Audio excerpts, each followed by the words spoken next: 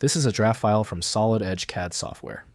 It allows you to see the 2D layout of a 3D part. You can view it without a license using the official free viewer. I'm Evan Brooks, Certified Support Engineer. Here is the link. Here's a tip from my professional experience. For those truly difficult DFT files, you need a plan B, a secret weapon. I'll expand more on this after we try the other solutions. For archival purposes, the DFT is registered under the banner of 3D CAD file structures. The entire file package is controlled by the Solid Edge draft format.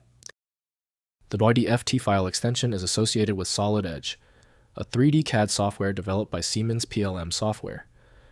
DFT files are Solid Edge draft files containing 2D engineering drawings created within the Solid Edge environment. These files store geometric data, annotations, dimensions, and other information necessary for technical documentation. The DFT File Format is a proprietary format designed by Siemens PLM Software for storing 2D drawings created in Solid Edge.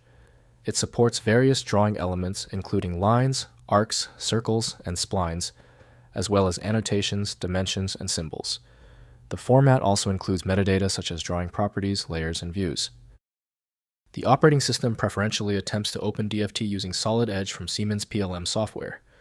The system can open the file as plain text, but cannot apply its intended visual formatting. Windows can't render their full mesh or model data, so complete analysis must be done in a CAD tool. First, use Solid Edge.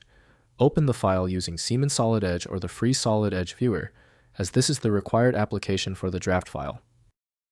Next, check Part Assembly Reference. Ensure the reference part assembly file is present in the same directory or accessible via the reference path. Finally, convert to DWG PDF. Use the software's export function to save the drawing as a universal CAD format like DWG or PDF. I appreciate your time today. Thanks for watching to the end. Show your appreciation by liking and subscribing.